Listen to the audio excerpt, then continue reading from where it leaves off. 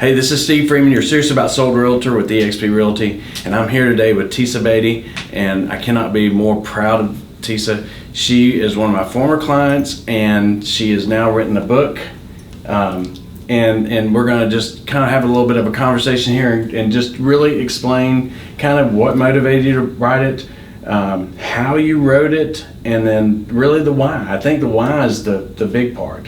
So why don't you start with that? Why I wrote it.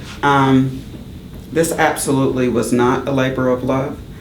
At least initially it was not a labor of love. There was a point in my life where I was really praying for God to reveal my purpose, and I became really desperate with this prayer, like daily, just wanting God to, why am I here? Like, I know that I'm here for a reason that's way bigger than myself.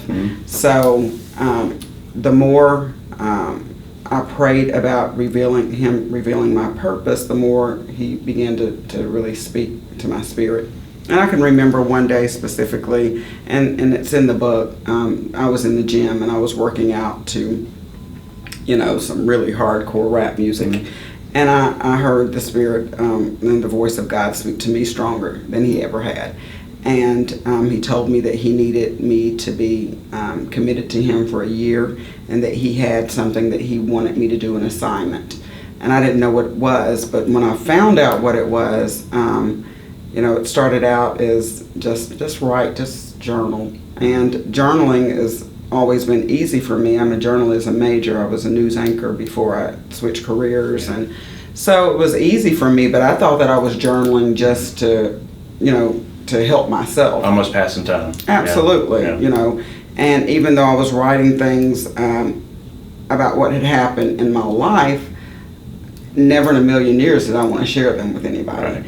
And the more I started to journal, the more I started to write, the more I would hear him say, you need to be deliberate about this. And so when we were talking a little bit before we got on camera, it's not really a truly religious, church-bound book. No, and no, it is not. That was kind of what your motivation was and your why, but it's not really a religious book that somebody go pull off the shelf. It is not a religious book. Yeah. There are Christian and faith-based nuggets that are available throughout the entire book, but when he told me to write, he didn't say write a book that would be deemed appropriate only for holier than thou Christians, or he said write your story, because it's your life. It's my life. Yeah. And so it's very, very raw.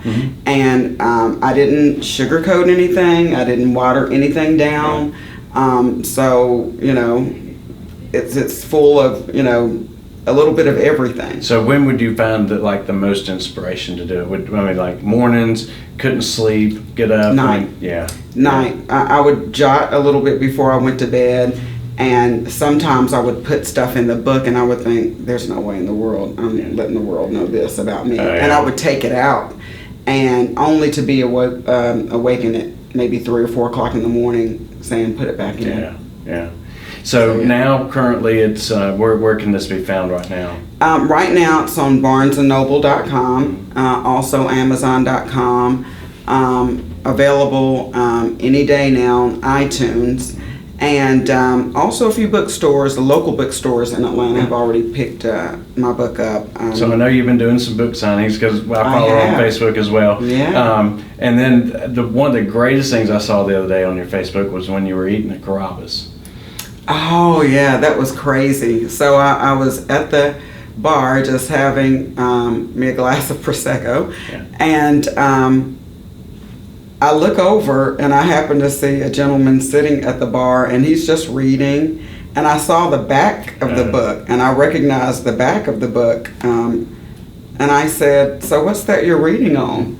And he said, oh, something that my wife picked up. She said I needed to read it. She said I would enjoy it. And I said, okay, so how are you liking it so far? Is it a good book? He said it's quite the page turner. Obviously, if I'm bringing it into the bar to read it, I couldn't put it down. I wanted to see what's coming next.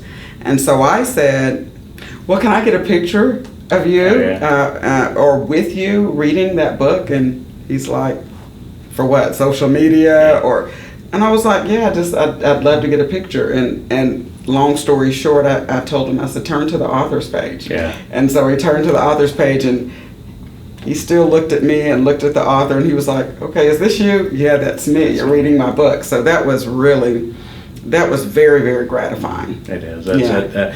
Especially to see somebody actually reading it. I mean, it's kind of comes to fruition that actually really worked. You got something out of it. Oh my gosh, little old me is reading my book. And I mean, I'll say that what I like the most that I just hear you say is that and it's something that I try to do with people, is you try to leave them better than when you met them. Absolutely. And it's always been something that's driven me in my real estate career with my clients, even when I worked with you, was to always leave somebody better than when I met them. Absolutely.